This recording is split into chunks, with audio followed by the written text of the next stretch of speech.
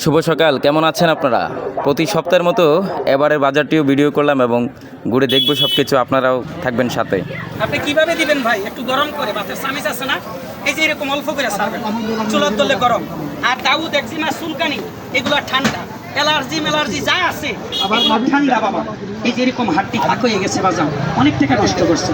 ভালো শীতের সময়ের কারণে সবজি বাজারে এনেছে নানান পরিবর্তন, যুগ হয়েছে নতুন কিছু পণ্য এবং সেই সাথে হারিয়ে গেছে গরমের যে সকল দামপাটে পণ্য ছিল।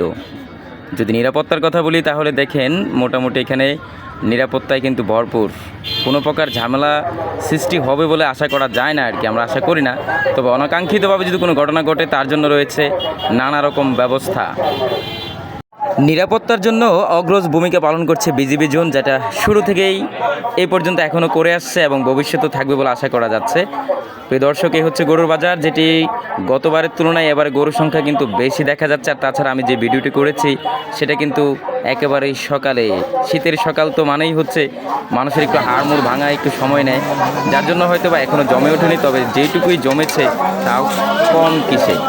তো যাই হোক, সবজি বাজারের ক্ষেত্রে মানুষের মনে একটা আবেগ আমরা শুনতে পেরেছি, সেটা হচ্ছে তৃতীয় পক্ষের যেই যন্ত্রণা, অত্যাচার। সেই তৃতীয় পক্ষের অত্যাচার বলতে কৃষক এবং ক্রেতার মাঝে একটা ভালোবাসার বন্ধন আমরা দেখতে চাচ্ছি এবং সবাই সেটা চাচ্ছে, যেন তৃতীয় পক্ষ সেই কৃষক থেকে পণ্য কিনে আবার গ্রাহকের কাছে বিক্রি করে মাঝখানে যে একটা ফন্দি, সেটা থেকে যেন বেরিয়ে আসতে পারে এই বাজারটির দিকে।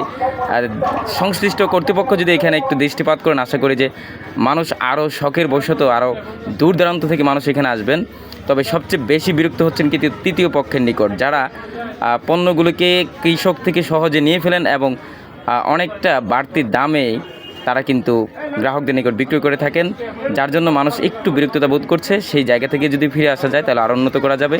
এবং সেই সাথে দ্বিতীয় যে অবস্থানে আবেগ রয়েছে মানুষের, সেটা হচ্ছে শৌচাগার। অর্থাৎ মানুষ এখানে এসে অনেক সময় কোথায় শৌচাগার ব্যবহার করতে হবে সেই বিষয়টা এখনও পর্যন্ত কনফিউশনের মধ্যে আছে। সেটা যদি একটু ক্লিয়ার করে দেওয়া যায় সেক্ষেত্রে ভালো হবে, কারণ কিডনির উপর চাপ পড়ে তো ভাই, যারা সংশ্লিষ্ট আছেন, জড়িত আছেন, তারা একটু এই বিষয়টা দেখবেন, কারণ লজ্জাকরভাবে অনেকে হয়তো জিজ্ঞেস করতে পারেন না যে বিষয়টা কোন দিকে আছে। তো সেই বিষয়টা একটু ক্লিয়ার করে দিলে ভালো হবে।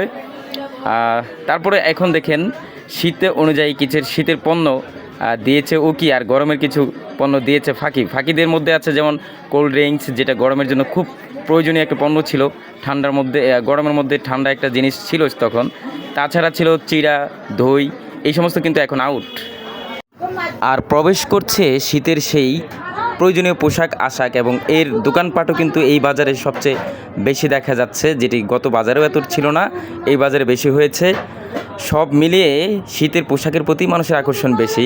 তো যাই হোক দর্শক, আগামী বাজারে আবার দেখা হবে, ভালো